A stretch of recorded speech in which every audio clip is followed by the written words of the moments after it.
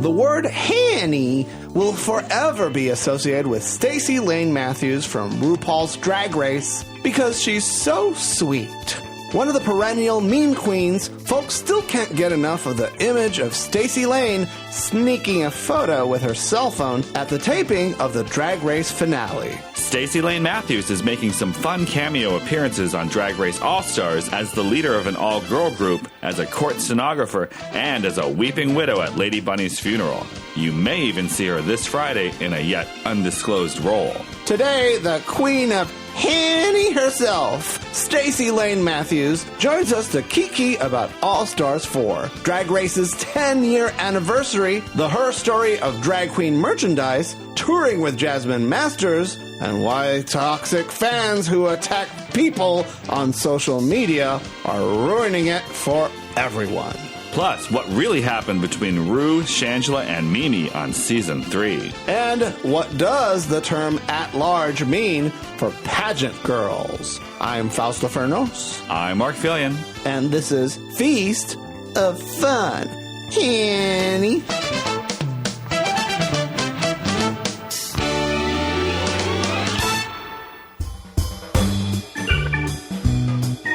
Feast of Fun is made possible because of fabulous people like you. Thank you. Right now, we need your help. After many years of creating podcasts and videos you love, our dear computer can't take it anymore and is ready to go to the great big recycling bin in the sky. It is heartbreaking to be in this situation.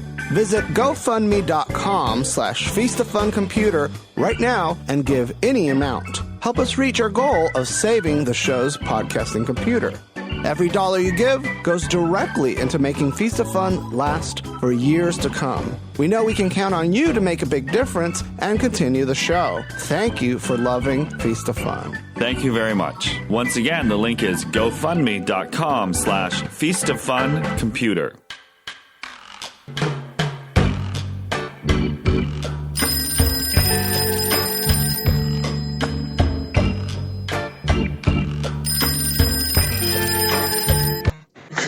Nope.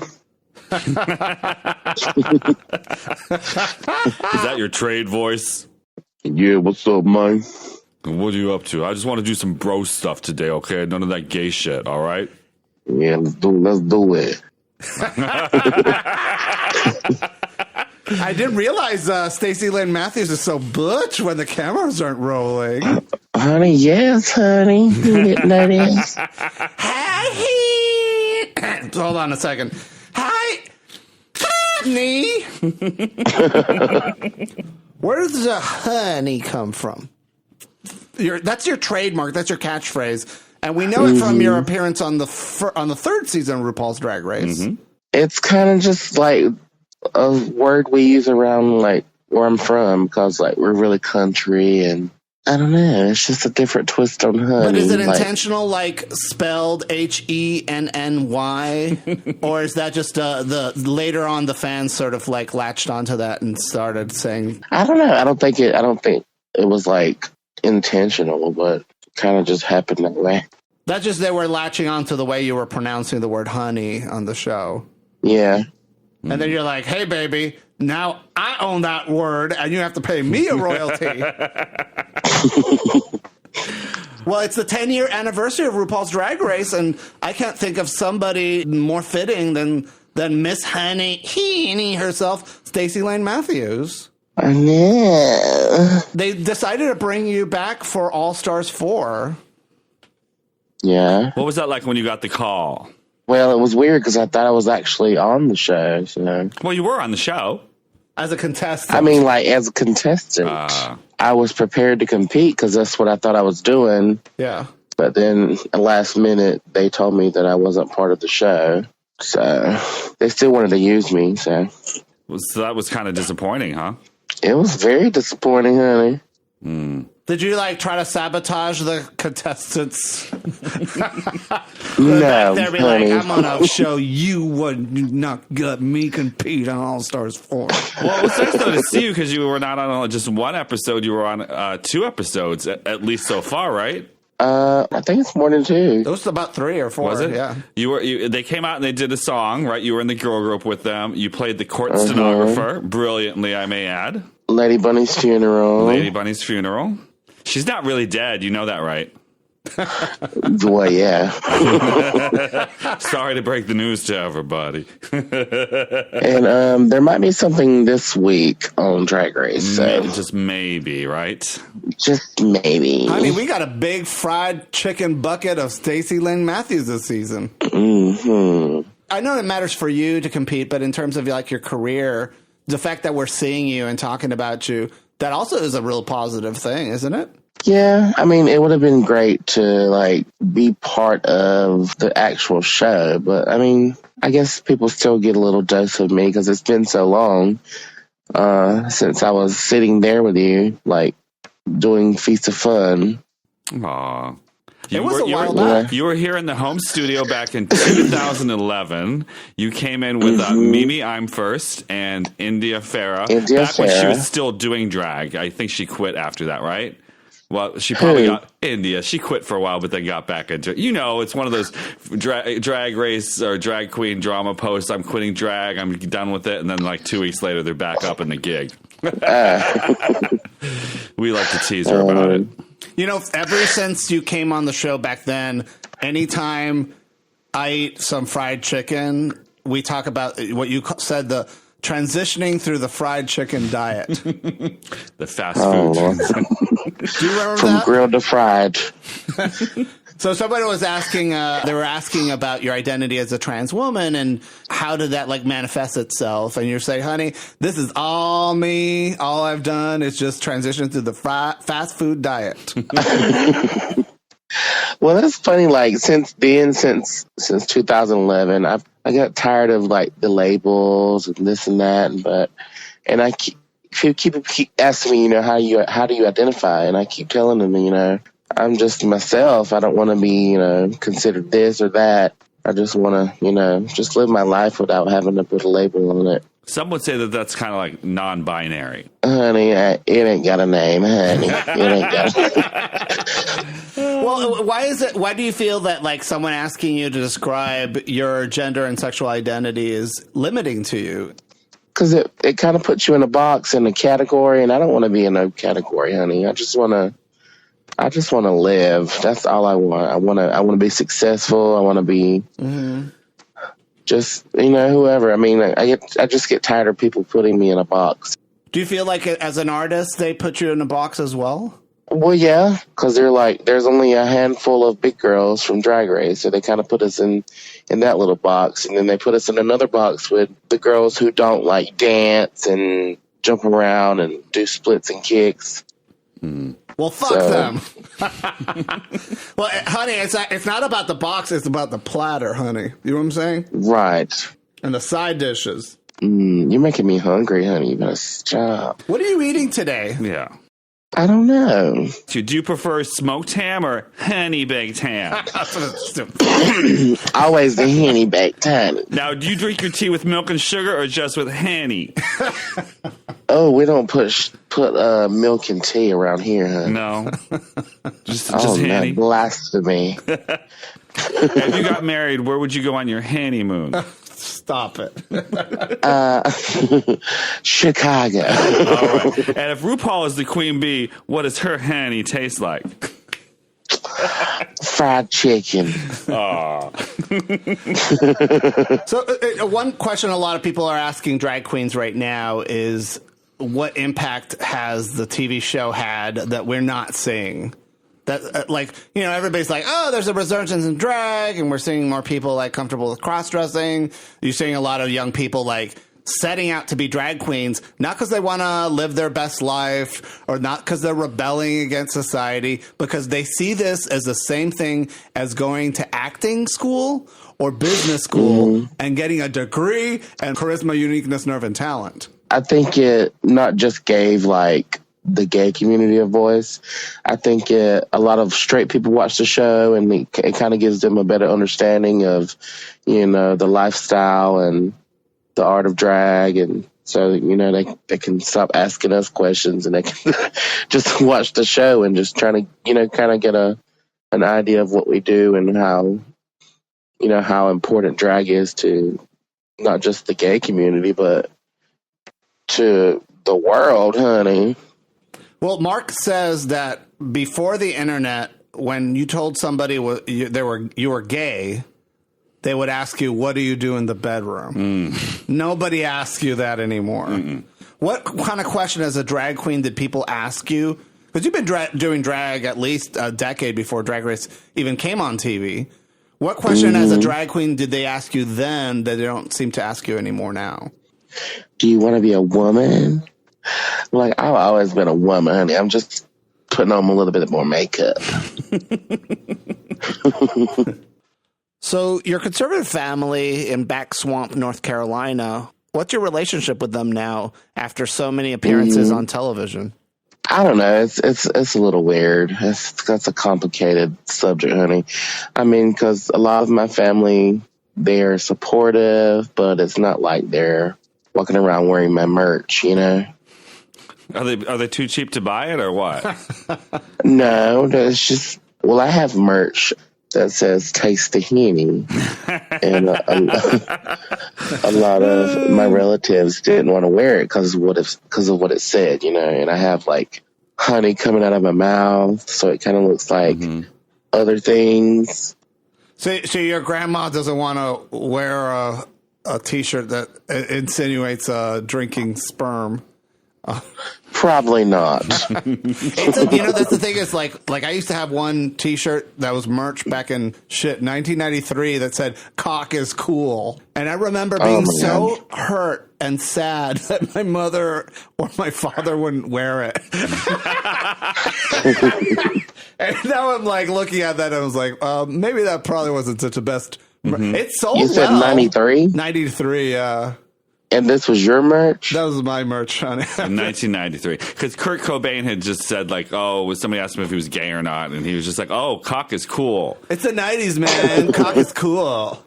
Cock is cool. But then they didn't sell too well because it's a hard shirt to wear out in public, so we held on to them. But then, when the internet came around, we first started podcasting, I'm like, let's try and sell these. So we ended up selling the T-shirts for like $80, and they sold. Work, honey.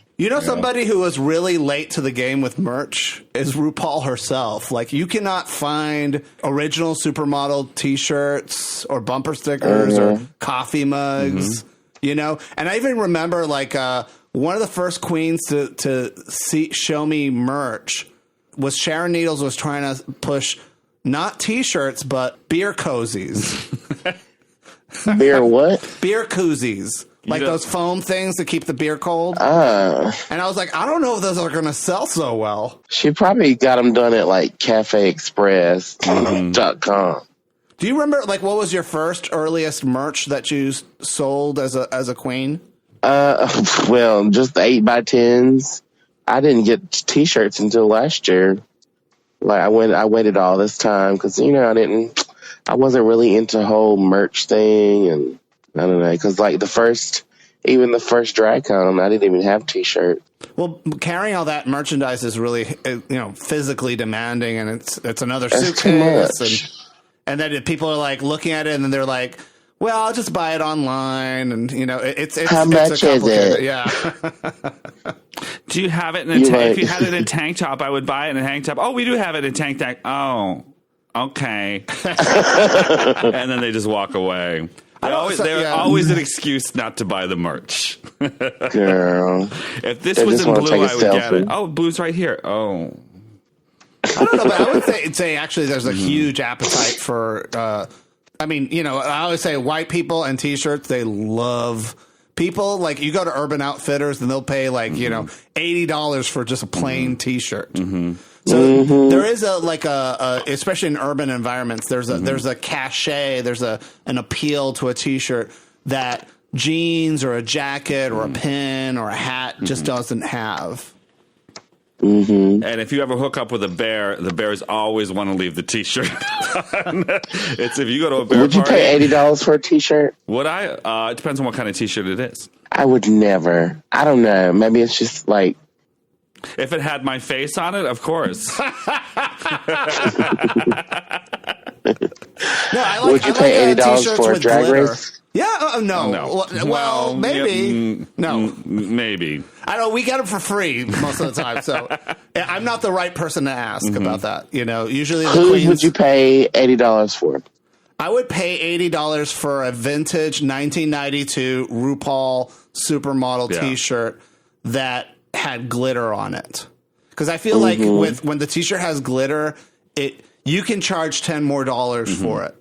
It has, and I'm like, we actually pioneered the use of diamond-based glitter inks, which is a very different process. A lot of T-shirts usually have a laminate plastic, and those don't hold up well in washes. The glitter T-shirts that we have are actually crushed up, actual glitter made to be silk screen on a shirt, and then it's a special industrial glue that holds it down onto the fabric, but allows it to be washed and allows it to stay and shine on the shirt. So what we're doing on for the what is it the Cooking with Drag Queens or the I'm Not an Evil Queen, I Just Got a Bad Edit T-shirt. Those are actually actual breathable glitter shirts. And so you go to Drag Con and you see a lot, there is a lot of cool stuff being done right now in the drag queen merch verse.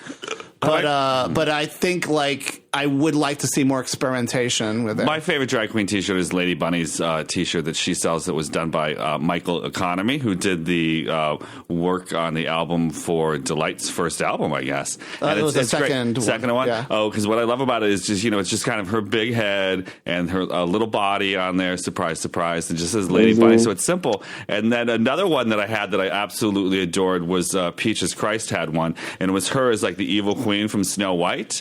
But it was kind of a hard T-shirt to wear because it's her, and people immediately see that face, and they're like, "Oh, this is cool." And then they look down a little bit, and then they see that Peaches is holding a platter with Martini's head on it, another drag queen's head on it, and so people are like, "Please buy it." Then they look down, and then they're shocked and horrified. And unfortunately, I lost that T-shirt. But the one that I loved and I had for years, but I actually hated wearing, was the one from Manila Luzon. I love her as a queen. God rest her soul on All Stars season 4. Moment of silence. Moment of silence. It just said, "I love Manila," and then so you're wearing it around, and then people are asking you about the Philippines and stuff. And I'm like, I've never been in the Philippines. Some drag queen just gave this to me. It's one L, not two L's. Yeah.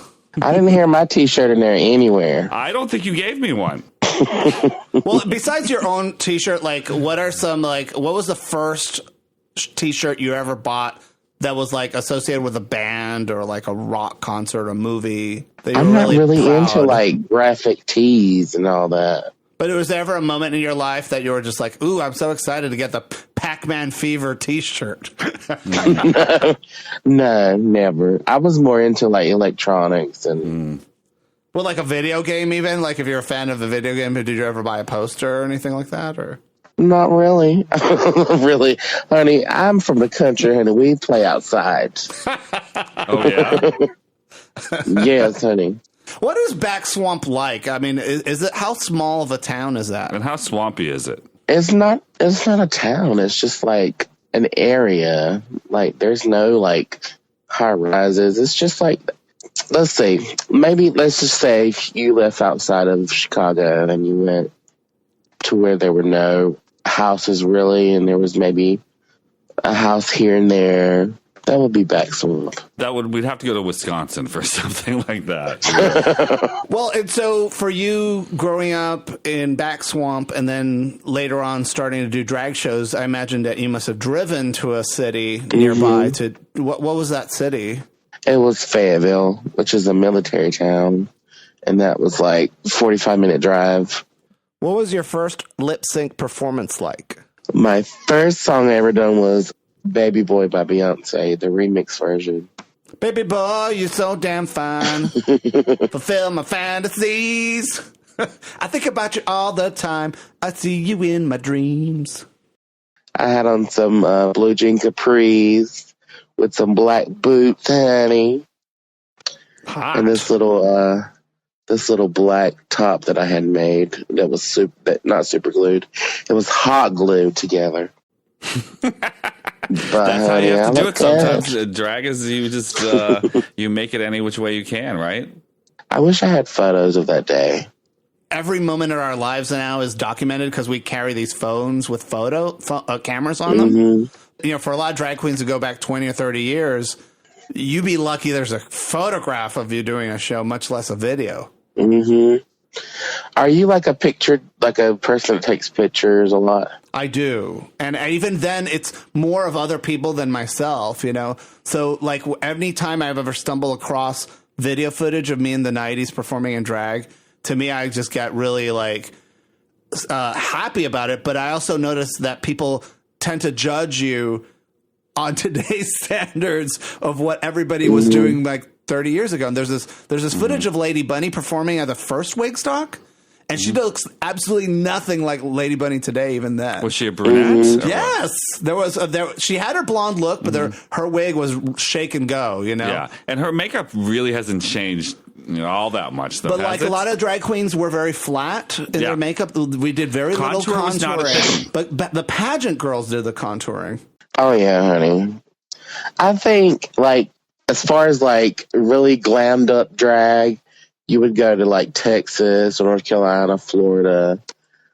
But, you know, when you go to other states, they're a little bit more adventurous and, like, different types of drag. But I think North Carolina and Texas and Florida are kind of like the pageant states. For sure. And they were doing contouring for a long, long time. And then I think it hopped over to Instagram with the Kardashians, and then all the other drag queens started picking up on it too, right? But I remember in theater school, because I being taught contouring by the makeup classes in the drama department, and I thought, this is ridiculous.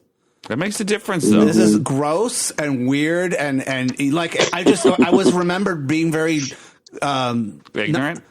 Just looking at it, and I'm like, what is this going to do? This is this is to make yourself look like an old woman or like a fat man or like a. Are you talking about contouring? Yeah, it has to give you depth. But the way that drag entertainers use contouring today, the way we think about drag, is to make your face as beautiful, as feminine, as round as possible, and that's a very different thing than the way actors were using contouring in the 80s and 90s. Well, that's different because I contour heavier when I'm doing like something that I'm doing on stage. But if I'm just going out, then I'm not putting all that doo-doo brown on my forehead, you know?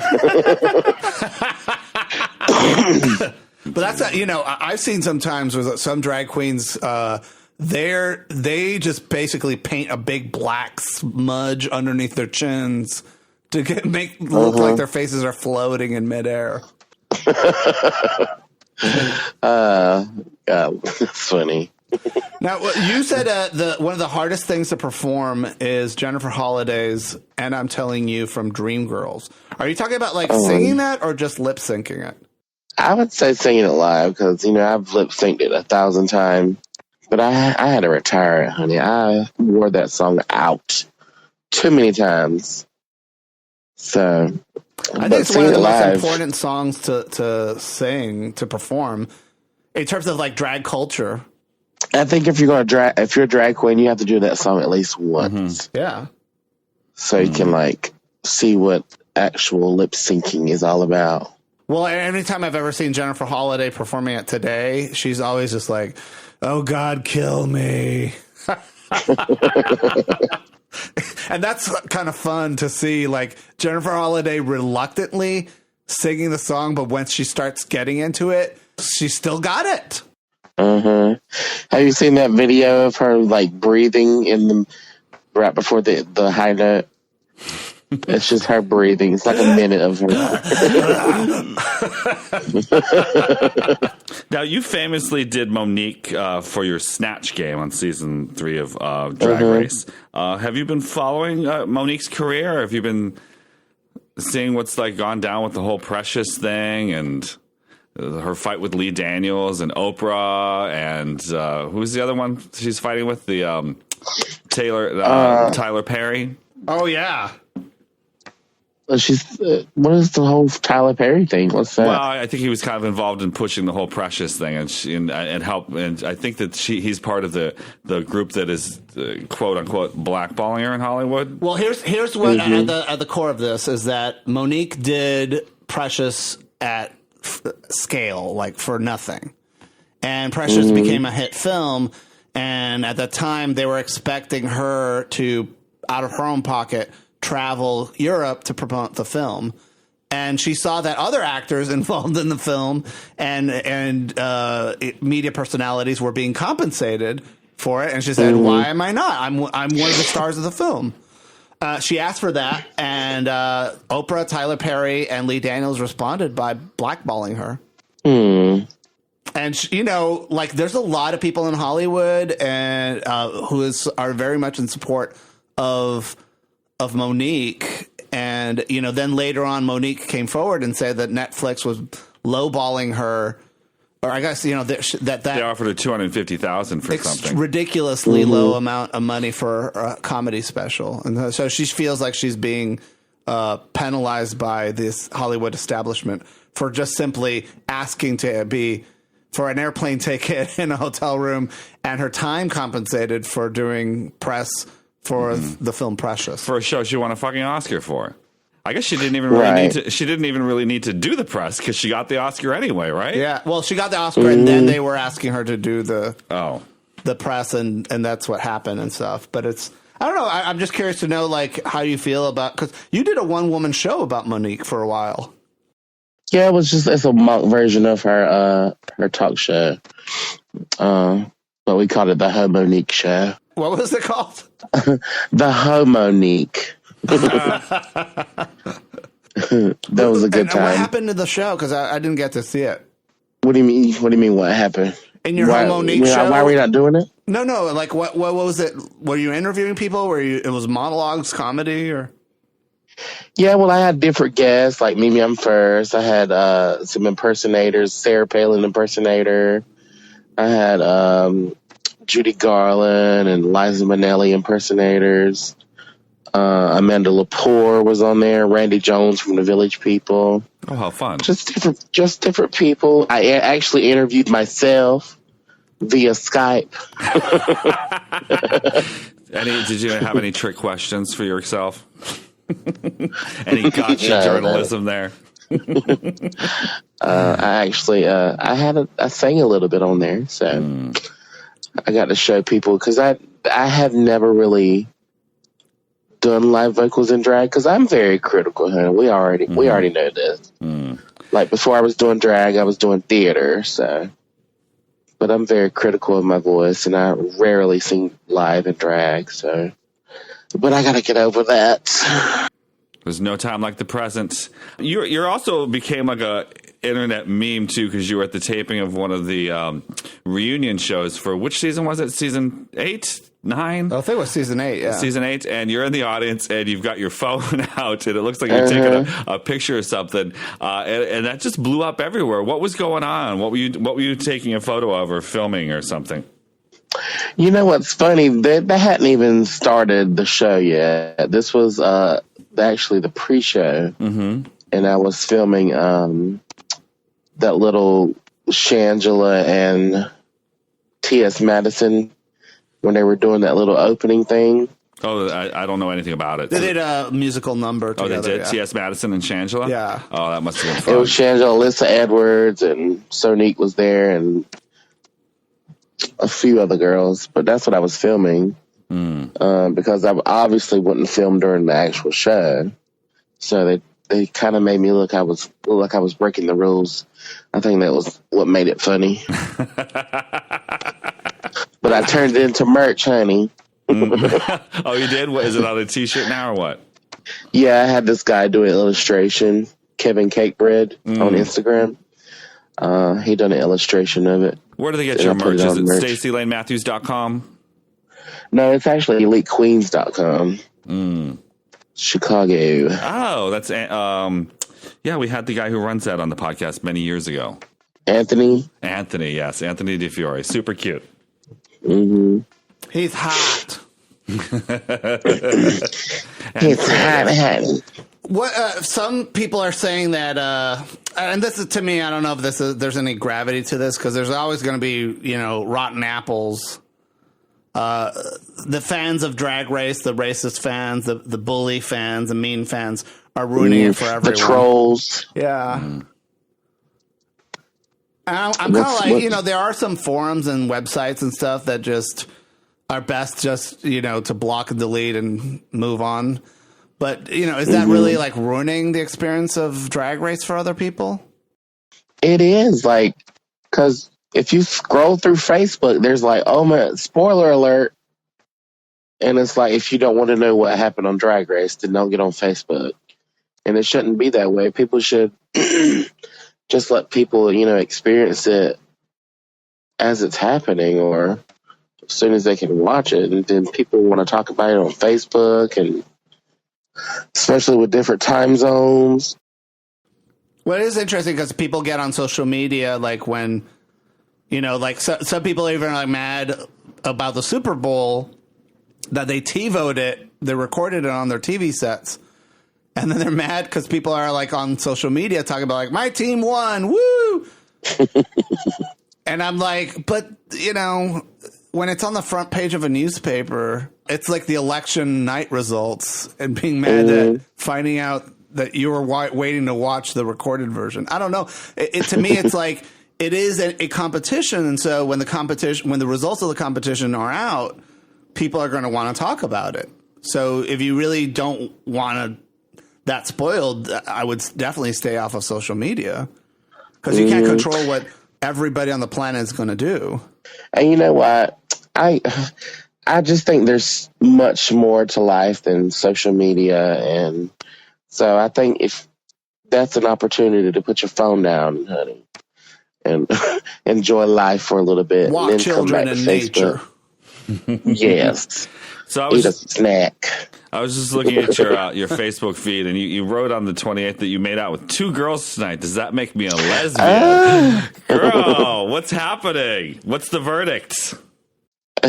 They were cute. They were 2 little, like, chubby white girls, and they were, like, really pretty. And I was just sitting outside the bar, and we were talking about, like kissing, and she kissed the guy, and I was like, oh my God, I feel left out. And so she's like, oh, you want some too? And then she came over and kissed me, and then the other girl kissed me. I was like, oh God, I'm a lesbian. Because I kind of enjoyed it. So you liked it. She was a good kisser. Well, women seem to have softer lips than men, typically. Uh-huh. Mm-hmm. That happened to me too one time, and I was like, when I made out with a woman, I was just like, this is so strange kissing somebody who doesn't have facial hair. Right? I'm like, where's the man? Do they have to have facial hair to be a man? Well, they identified and presented as female. And to me, it was like a very, even like a young twink is going to have some sort of, some stubble, some growth there, Mm-hmm. I guess the question is like, if someone has facial hair and a tough lips, does that make them male? And I guess gender is anything you want it to be, but certainly like when I was kissing, it was this really hot guy and his girlfriend, and they were like fans of mine, and I was trying to get with the guy, and they were like, "Oh, I want to kiss Faustina," so I kissed the girl, knowing that the boyfriend would want to kiss me too, so he could say that he had kissed me. And it was like, and I noticed so scandalous. Well, and I know some of the queens, like they use their drag or their fame. It was like, because drag is also sometimes like you're breaking down society's rules, so then people sort of feel more comfortable to break down their own rules. Mm-hmm. And then so they're more willing to do things and try things with you that they normally wouldn't do. Yeah, there's so many like people out there that are trying, to sleep with the Drag Race girls, and there's many Drag Race girls who, make it a point to sleep with the fans, honey. And I'm not one of them. Naysha Lopez, she don't fuck ugly. I said it to Naysha Lopez. I was like, girl, just throw me your leftovers. And all the men she's with are just these hunks, gorgeous, glorious men. Mm-hmm. I think I was in Ohio, and I was booked with Lanisha. Was it Lanisha Sparks? Uh-huh. And I saw somebody on Grindr. I was in my hotel room, and I was like, "Oh, what's up, Daddy? You trying to meet up?" And she was like, sis. I didn't realize it was Lanation. She's like, girl, it's me. So I have to stay off of there, honey. Has there ever been like any of the contestants from Drag Race ever like been romantically interested in each other? I do know that last season one of the top 3 girls was dating Miss Vanjie. That was a rumor. Really? Yeah. The one with the lips who had the somewhat muscular body. Cameron Michaels? Cameron Michaels and Miss Vanjie were rumored to be dating, but that might have been just something they started just to get people talking.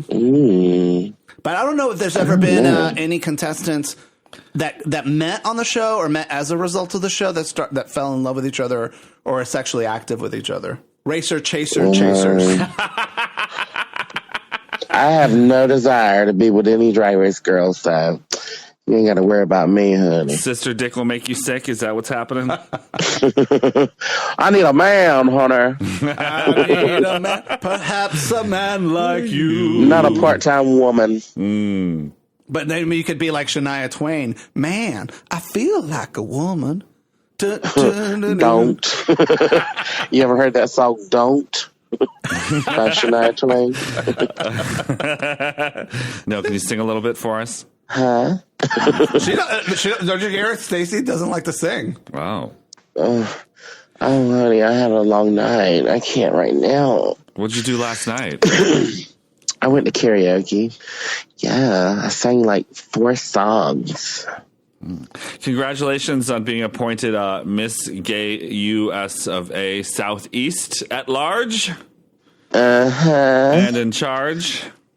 How'd you get that title? I'm so excited. Because I know one of those at large titles, that means they just handed you the crown. What did you do? No. Yes, that's what it means, doesn't it? No. What's the at large mean? It's just a plus size pageant. That's not what at large means. At large does not mean you're plus size. That means yes, it is. No, it doesn't. Girl. So would they? Is this a new pageant? Hold on. I don't think you guys understand the pageant system. I don't think you understand the pageant system. At large is for the plus size girls. Are you sure? I thought I thought at large just meant that you were given the title because like whoever did it wasn't able to fulfill their duties, or maybe it's Henny. I think that's what it is. Yeah. No, sweetie, honey, I'm telling you, I do pageants. There's at large, there's plus.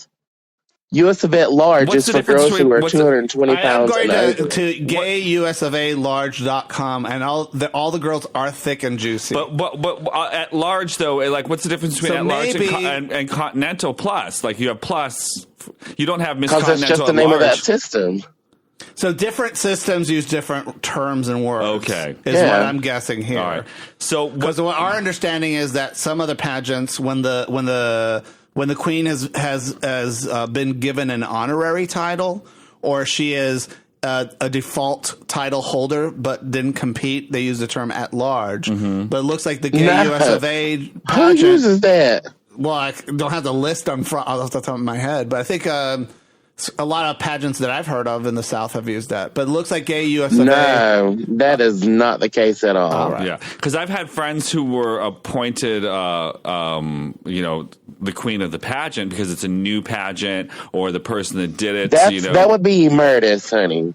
No, okay, all right. Murtis? Emeritus. Emeritus, yes. Well, maybe I think we have it wrong. No. Folks, let the public speak. Oh, this is going to be an argument, honey. This is a hot tea here. Okay. Well, let me tell you this. I was not appointed. I competed against 5 other girls. And you're the shortest one with the tallest crown. Yeah. In this photo, your crown stacks over all the other contestants, which is really cute. Mm-hmm. You're just like a little nugget of goodness. I just messaged Cece LaRouge. I'm gonna Natasha Douglas. You guys are terrible. Galaxy Knight wants to know, what's your favorite brand of ranch dressing? I know this is a stupid question, but I know she loves ranch, and I love ranch dressing myself. Mm-hmm. I'm still stuck on this at large, honey. Right to Kennedy Monroe. I think you need to put a status on there and ask people. Yes. Okay. Honey, the internet has spoken. We'll when we post the show, we will ask for the final word. What does the term "at large" mean? Because I have never heard of that. What you just told me. Well, why would they call you? Why? I mean, you are a large person. Yeah, but why would they call you at large? Because there's different sections of the pageant. Just like you have US of A, you have US of A at large, you have US of A classic, which is for girls who are over 40. You don't say old, you say classic. Yes. Natasha Douglas is for the heavy girls, for the big girls. So we had it wrong for all this time. But that's what somebody told me, I swear to God. Well, they're wrong. I need their name and number, honey. Yeah, we're going to call them up. Because just like... Yeah. Because you have Continental, you have Continental Plus, you have Continental Elite. Okay. And what does the Elite stand for? It's just like for older girls. You have it for older girls, you have it for the big girls, you have it for regular sized girls, what but about fat girls can do it too. Skinny girls that you want to push aside and say, here's your crown, Henny. That would be at small. Small. So Natasha's like a Meritas, yeah. Okay. So Mark, what do you have to say? I'm still. It's hard for my husband to admit he's wrong about something. I'm happy to admit I'm wrong because that's how it was explained to me. Okay. So moving on, ranch dressing, the hard news. I'll tell you what I don't like. I do not like wishbone. I don't like. No, wishbone's garbage. Yeah, I don't know. Oh, Natasha Douglas is calling me. That thing. Stay focused, Mark. Come on. I don't know. I think I like a lot of off-brand stuff because I think it tastes better. I'm a fan of the Hidden Valley Ranch. You know, the first original that's still the best. Yeah, I think it's Hidden Valley I like. Kraft I don't like. It's a secret place where the kids eat their vegetables. Mm-hmm. Do you ever go to Outback? The steakhouse. Yeah. What about it? They have the best ranch. Oh, really? What is it that makes it so tangy? I don't know. It's so creamy and delicious. Are you a fan of putting ranch dressing on things that don't go on them? One of them is the most unusual thing I've ever seen is ranch dressing on ice cream. I would never do that. And that sounds to me very off-putting. But most people like their ranch dressing on their, carrot sticks, on their wings, on salads. On the pizza. On a pizza.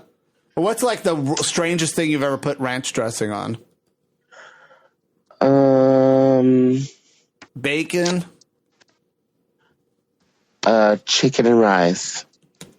That sounds interesting, actually. I heard that you can actually put ranch salad dressing as a marinade to a chicken and then bake it in the oven. Mm-hmm. But the sour cream and the mayonnaise in it actually is very good for making the chicken nice and tender. Well, the mayonnaise is good. I don't know about the ranch on there. You know what I like in my spaghetti? Ranch. Thousand Island. You like Thousand Island on spaghetti? Mm-hmm. It's so good. So that's mayo, ketchup. What else is in there? Horseradish or something? I think it's pickles, some kind of pickle. I know a lot of people want to know about like All Stars 4, but one question that we never get to hear about, and since you're such a foodie, what's the food like on the set of RuPaul's Drag Race like? It was a lot of like chicken dishes and like tacos from El Pollo Loco and Baja Fresh, burritos, honey, stuff we shouldn't have been eating. Oh, you shouldn't be eating those things because it gets you bloated or something? Or yeah, like all full and shit. Well, that's kind of like how you can tell who's done really well on Drag Race and how long they've stayed on there, because they usually come home a little thicker then, the girls who get home sent early, like they remain the weight they were, but the people that stayed on longer gain weight. Like Bob said, he gained like 30 pounds tape in Drag Race. While Miss Badgie is nice and skinny. Mm-hmm. But I don't know. She still got 11. What about for breakfast? Is it like the hotel, cafeteria, or is it like? When I was there, like we had opportunities to eat at the hotel, but honey, I was trying to get my sleep in. But when we would come to set, they would have maybe a couple pieces of fruit, but then some girls were eating potato chips, so it was just like there was no like real breakfast. Well, a lot of people talk about Jasmine Masters famously, instead of packing a suitcase of drag, packed a suitcase of cold cuts, bread, hot sauce, mayonnaise. Well, she lived down the street. She could do that. Oh, that's right. Never thought about that. Oh. She brought RuPaul famously is like, where did a loaf of bread come from? In one episode. She probably drove to set, honey. So the California girls have a bit of an advantage, huh? Mm-hmm. I wish I could drive to Drag Race. It'll take you 3 or 4 days to get across country, but I was on tour with Jasmine in UK, and she brought that hot sauce, honey, because she heard about UK not having the best food, or like nothing, everything wasn't seasoned right or something. So British food is not known for being outstanding when it comes to seasonings. I would agree, because we found Domino's, honey, and we were like eating Domino's. Well, you and Jasmine are some of the most viral queens from the show, who, despite your sort of brief appearances on the series, everybody still talks a lot about. Yeah, well, I would consider us the meme queens. Why is that? I don't know. I think it's just the way people. I don't know. What do you think? I don't know. That's part of the reason I'm asking you, because it's like, to me, it seems sometimes arbitrary. They like your sincerity. We don't try to be anything we're not. Just like Vanessa, Vanjie, she don't try to be anything else but Vanessa. Jasmine's always got something to say, and I'm always just like, girl, whatever, not bothered. And people will they love to sit at their computers and create these memes, and they share them, and then all of a sudden everybody's seen it. And just like I'm sometimes I'll answer my messages on Facebook, and it'll be a relative of mine or somebody I went to high school with, and they're like, "Oh my God, is this you?" And I'm like, "Yeah, girl." She's like, "I didn't realize you had your own memes or you had your own GIFs." Is it GIFs or GIFs? I don't know, but doesn't matter. I think choosing moms choose GIF. Mm-hmm. Oh, is that how it is? Well, according to the guy who invented it. GIF. So what's in the future for you? Well, right now I'm preparing for that pageant that we what Miss US of A at large. Oh, the gay US of A of large. But you already won it. No, I won the prelim. Oh, for Southeast. So now you're going for the big title, for the main yes. title. The nation. Oh, okay. Who the current rating is Shavonna Brooks, which is she lives down in Atlanta. So, do the other queens feel like you have an unfair advantage since you were on television? No, honey, they judge us harder. Ask Alexis, which I am. Because she did Continental this year, was it, or last year or something? Or what did she do? Alexis? Yeah. She's been National Showgirl. She's been All-American Goddess. She's been, what was the other one? Something she just won. She just won Florida America. She just won Florida FFI. She's winning it, honey. She didn't get the crown on RuPaul's Drag Race, so, snatch up all those other crowns. I remember researching all the girls when I was cast on the show, and she was one of the people that I would sit and just watch her videos, and because I wanted to be like her. So when you got cast, you guys actually knew who was going to be on the show with you? Well, just looking up predictions. People, okay. You know how people like to share predictions. Sure. Were you predicted to be on? I was actually not predicted. I didn't see any my pictures anywhere. Any of the predictions. I didn't see my name anywhere, so that was good. This time around on All Stars 4, was it harder to be there in that environment when someone was sent home? I think so. I mean, it's like when you're on that stage, it's very stressful. But when I was doing the All Stars thing, I was like always separate from all the other girls because they were doing their own thing, and sure, I was doing my own thing. So I didn't really get to see like eliminations and. Well, I just did a reality TV show this past year, and I got to tell you, I was up for elimination the first time. So it was sad to see the other two people go, but then I was very happy for myself. And then I just and I knew every time somebody was going to go home, there was going to be some kind of emotion, and our crew was going to get smaller and smaller. So I just kept saying to myself, small is beautiful. That means you're making it farther along the way.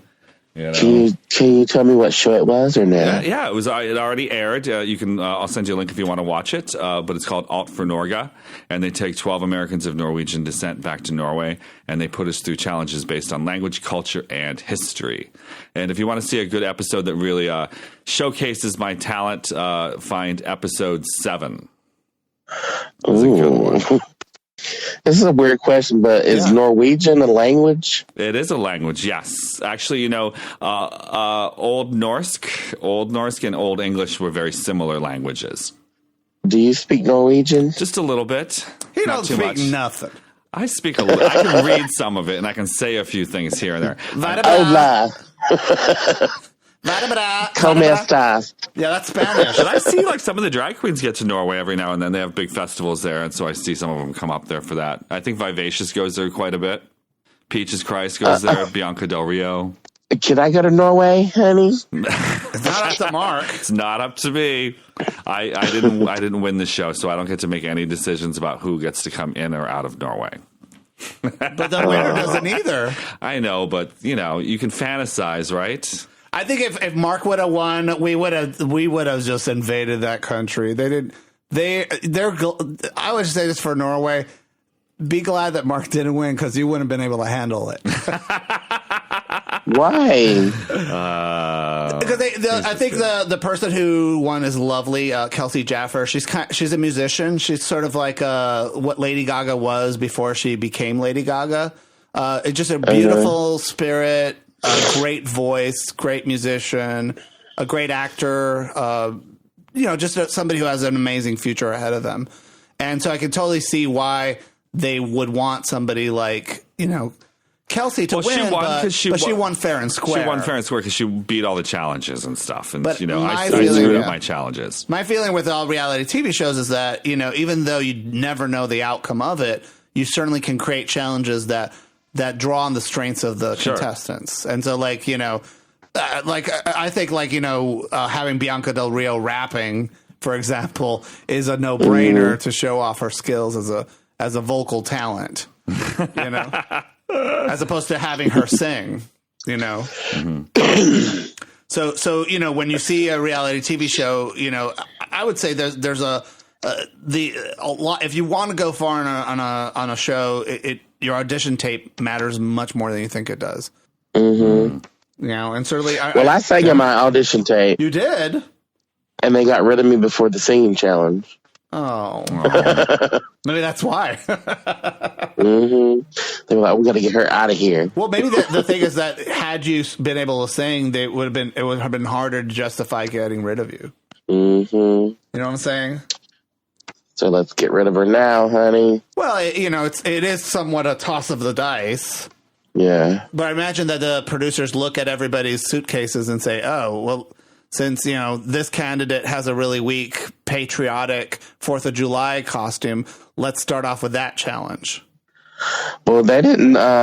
They added that on because after we went home, they kind of reworked the show. Yeah. Because they sent us home for 3 weeks. Oh, that's right. Because RuPaul was allegedly having some needed to take a break.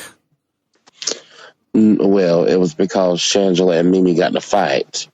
What? That's what is that the fight caused them to have a break for 3 weeks? Yeah, because they didn't know what they needed to do. What do you mean? Huh? That's news to me. Will you explain this to me? Please. What do you want to know? So how did this come about? I mean, so there was a fight, and they said we're stopping production. Well, Mimi and Shangela got into the fight, and you could see it on Untucked, but they didn't like actually air the actual fist fight. But they were like, well, we need to figure out what we're going to do about this situation, if we're going to kick you off or whatever. But who threw the first punch? I don't know. It happened so quick. I was like, what the hell is going on? And so they put them in separate corners, and then they just said we're taking a break from production because we don't know how to iron handle out the legal issues. Uh-huh. So it had nothing to do with RuPaul's health. So what Mimi told us was that they took almost a month break and sent everybody home because RuPaul had some kind of, I think she said it was a heart condition, and the studio wouldn't insure it unless she took some kind of break. No. Really? Mimi lied to us? Mimi lied to us? Maybe it's both. Come on, Mimi. Because when they cut back to the main stage, look at Mimi's hair she's wearing. She's covering up her forehead because she has a big old where she was bleeding, where Shangela's nail scratched her in the forehead. Oh my goodness, that is breaking. That is tea, honey. Because I had if I remember correctly, I had blood on my arm. You got involved in the fight? No, I was just like in the vicinity trying to like stop it from happening, and I just got blood on my arm from Mimi's forehead. Wow. Unless I'm like completely delusional and don't. If this didn't happen, I don't know. Maybe it was a dream. It was all a dream. No, it was. I just remember it being very dramatic. It was so dramatic. Oh my gosh. Well, you know, it's like it's jarring to see somebody get physically assaulted in front of you. You know, it's not a pleasant experience. Because like if you watch the show. If you watch Untucked, and when she throws the drink, and you can hear me in the background going, "Oh, hold on now," that's when they were fighting. Oh wow! It's one of the. Oh, hold on now. It's one of the greatest moments because I'm not that kind of girl. Because I'm what? Sickening. Were they able to like make up, or is it just like there's no anything between them? I don't know. I don't think they were ever like the closest of friends. But I mean, it would. They should have aired it because that was good television, honey. Yeah, I guess. I wonder why they chose not to. I don't know. I guess they didn't want that image for Drag Race. Well, I remember very viscerally responding to that moment and saying, "This is more like women's prison than anything else." Wow. No cell phones. No. You were one of the Heathers of your season. No, I was not. You were not. Weren't you an honorary Heather? Didn't they at the reunion give you a Heather thing? Honey. What was going they on gave me with something. That? They felt it was Manila, Raja, Alexis Mateo. No. Carmen Carrera. Manila, Raja, and Delta. They formed a little clique, and they call themselves the Heathers.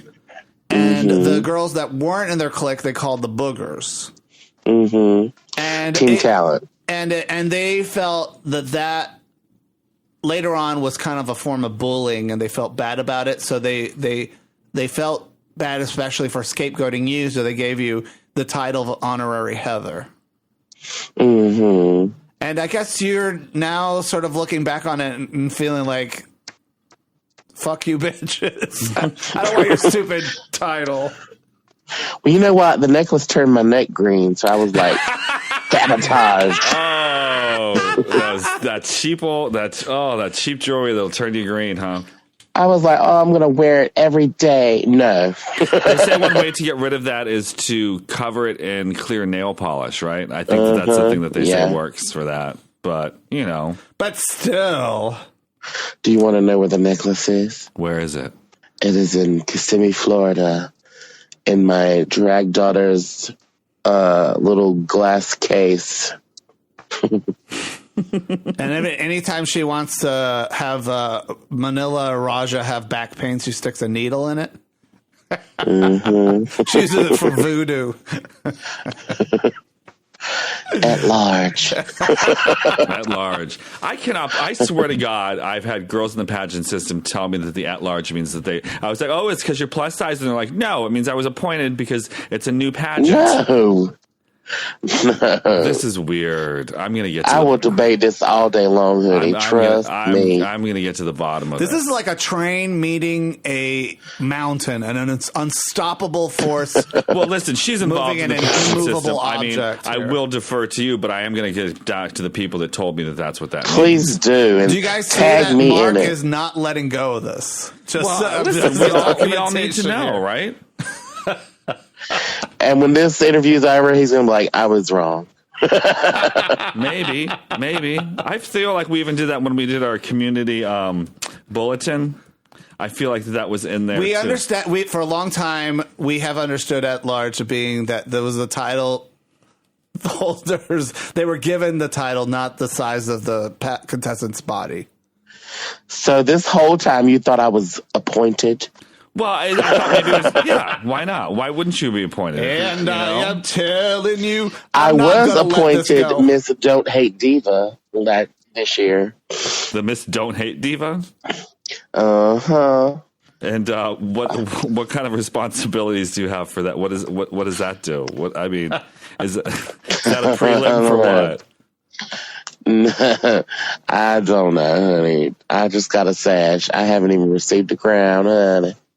I was Miss High Heart wearing sashes 2014. You were what? I was Miss I Heart wearing sashes 2014. Oh, God. I want to do that one. Yeah, you got a sash and it says I Heart wearing sashes. 20 for the end of the year. I was an I Heart wearing sashes widow. No, yours was I Heart wearing sashes too, 2014. At large plus elite. For Daphne and for me, it's definitely. People are like, it's so nice to seeing big girls like you competing in this, and I'm like, why you were so supposed to be the regular category? I was appointed. Yeah. Oh my God. Well, SLM, Stacy Layne Matthews, Queen of the Hey. It's a pleasure talking to you always. Come to Chicago, honey. We need some. She was just here on a secret pop-up show. I was just somewhere there, in Boys honey. Town. I'm sorry we missed you. I know. Had I known, I would have come see you. She couldn't tell anybody. It was a surprise. Well, it was a surprise. Surprise. A surprise. Sorpresa. I was with Manila when she got eliminated. Oh. Put her back in the box. Manila was robbed, just so you know. Did she cry? She cried. She had a little tear in her eye. But if you're Naomi Smalls and you're standing up there and you're looking at Manila Luzon and Latrice Royale, and Latrice had just saved your ass. I mean, you would have to be a. You'd have to be a stone cold bitch to get rid of Latrice. Ain't gonna happen. Well, I don't know what I would have done, honey. Oh, Sophie's really? choice. Would you been like Ben de la Creme and be like, I send myself home? Hell no. Yeah. Or somebody even said, send RuPaul home. And it's like, you can't send the host of the show home. I would send one of the girls that was safe. You have to get some whiteout. I think they banned whiteout, right? So you can't have the whiteout anymore. Yeah. Why? Because you can't write anybody else's name on there. Well, honey, that's what makes it interesting. Mm-hmm. But the thing about it is, it's like no one seems to talk about the fact that one, they're filming the girls picking up the lipsticks and sticking it into her boobs, right? Mm-hmm. So the producers, at the very least, know which person each queen chose. So when they choose the winner of the lip sync, and effectively, they're also choosing who goes home because they know that already. They sure do. So it's not like RuPaul's like, oh my God, I'm so surprised that, And they might even tell the girls like, these are the, it's, do this one. You pick the, we don't know. You know what I mean? And it's like part of the thing is like, yeah, it's a reality TV show, but it's still a TV show and it's still entertainment. I want to believe in the lies. Don't pop the bubble. I just want to be appointed. Miss All-Stars at Large. Maybe we can Miss Feast of Fun at Large. Will you be the first pageant winner of the Feast of Fun pageant? Yes. Will you appoint me? You are considered done. Miss Feast of Fun. Emeritatus. Miss Stacy Layne Matthews, I Heart Wearing Sashes 2019 at Large. Emeritus. Before I go, I want to know. I want to know where you came up with the name for Feast of Fun. Mm-hmm. Oh, I have a great answer for that, actually, and it has to do with history. Henny.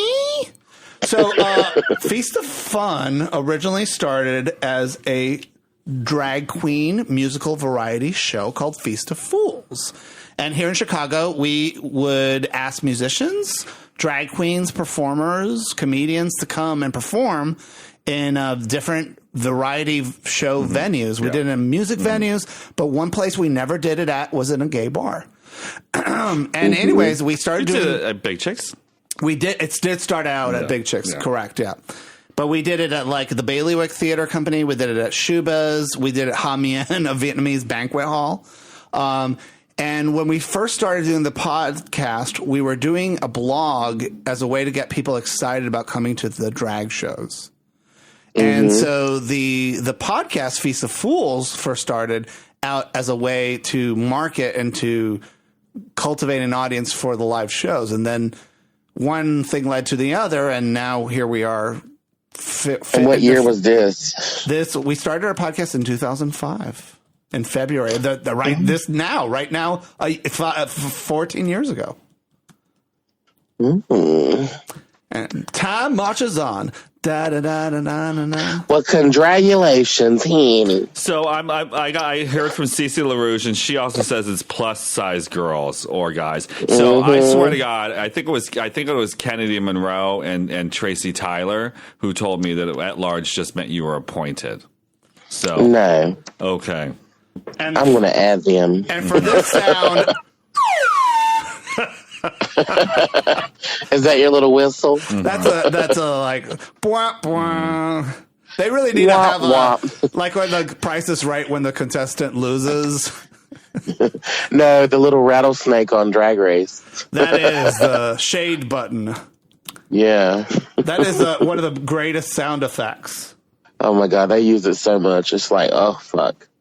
Yeah, you're like, oh, now I know how you want me to think about this. I can't even do it.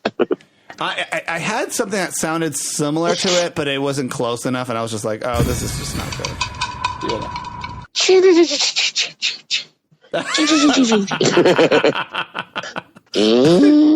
Henny, darling. Stacy Layne Matthews. The Miss I Heart Wearing Sashes 2019 at large. Feast of Fun, classic. Emeritus. Appointed to at be large. For infinity and infinity. Well, now we're gonna have to have a pageant. We just did. Yes. But no, we have to have one so she can pass on the soup can that we use as a crown. Did you see that cash prize of $5? World of Wonder for a while they were doing the Wowie Awards. They still do it, I think. And they were giving out soup cans. Soup cans, yeah. They still give them out. For years, no one ever opened them. And so they gave us one for the best podcast a couple of years ago. Yeah, and we were really broke at the time. So we opened up the can and ate the soup. It was chicken noodle. It wasn't bad. It was, I think it was Campbell's. So it was good, high quality chicken noodle soup. Mm-hmm. Did you glue the top back on? Yeah, it's sitting here. The bottom's empty. The bottom's empty, but you can't really tell that it's been eaten until you pick it up and you're like, oh, this is light. Because a lot of the people who get those awards with the soup cans, the soups can actually spoil and explode in the can. It'll take about 30 years to do that, but Well, I don't think it's been around that long, honey. Amen, honey. Oh, Stacy Layne Matthews, it's so good kikiing with you, darling. I miss you so much. Every time I see you, you always give me the best hugs. Aw. Yes, I love hugs. And you love me. And I love you. I love you too. And we'll look forward to seeing you more on TV coming up soon. Maybe this Friday. I don't know. We'll see. Next time you're in Chicago, come over and we'll make some buffalo wings with lots of ranch dressing. Cooking with Henny. Yeah, well, actually, you do need some honey when you make buffalo wings. Yes. And some hot sauce. Honey, yeah. What's your favorite hot sauce? Texas Pete. Oh. I'll have to look that up.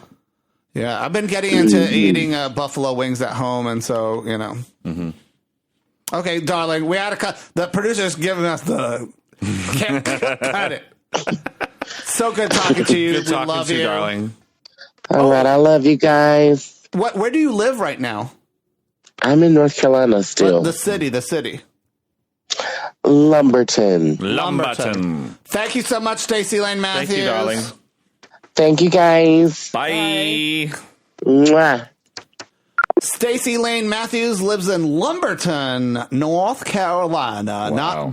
She used to be in Back Swamp. Now she's in Lumberton. You can see her on this season of RuPaul's Drag Race All-Stars 4, making several cameo appearances. You can still catch her episodes on the iTunes App Store, so check it out. And you can listen to our interview with her way back in 2011 if you are a Plus subscriber, and you can become a Plus subscriber at feastofun.com/plus, because your contribution to this show is what makes this show happen. Right now, we need your help putting out podcasts and videos, but our dear computer can't take it anymore, and it's ready to go to the great big recycling bin in the sky. The computer said, enough of this, I quit! And just smoke started coming out, and it's just like the battery started swelling. It grew a little pair of legs and walked out and took a hammer and started hitting itself on the head. So we're kind of right now using the neighbor's computer. And so our goal is to raise $3,500, and right now we're at $2,640, and that money has been raised by 22 people. Now, thousands of people listen to this podcast, but 22 people have so far come forward and said, I believe in what you guys do. I believe in the quality of the program. I love the videos. I love the podcast. Let's keep these going. And so the other day, we released the names of all the people that have donated so far. And since then, Javier has also donated. And our guests from yesterday's show, Alina Cole and Jorge Sanchez, both also donated too. So it's incredible. As well as Dylan, Jonathan, Lucas, Jake, Cody, Reed, Mark, Tom, and many other fantastic people.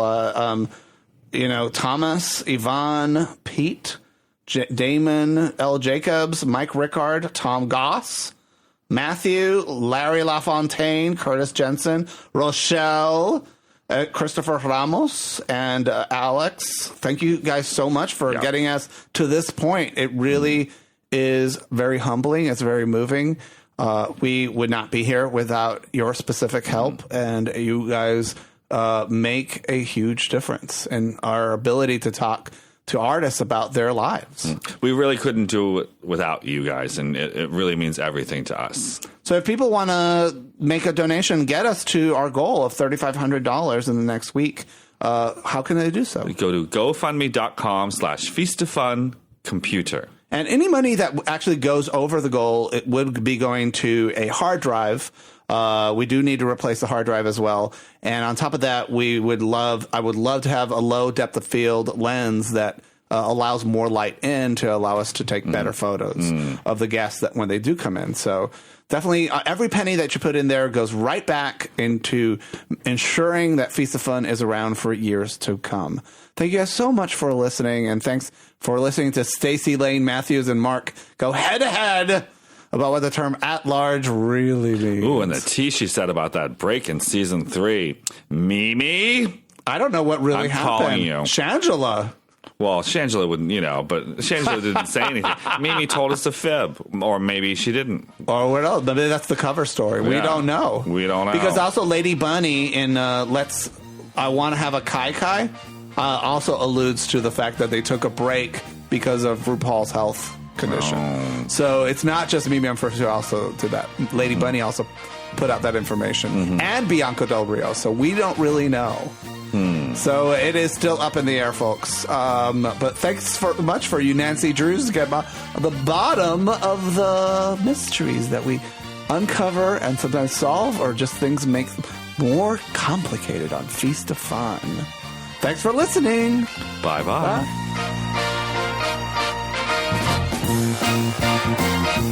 Bye.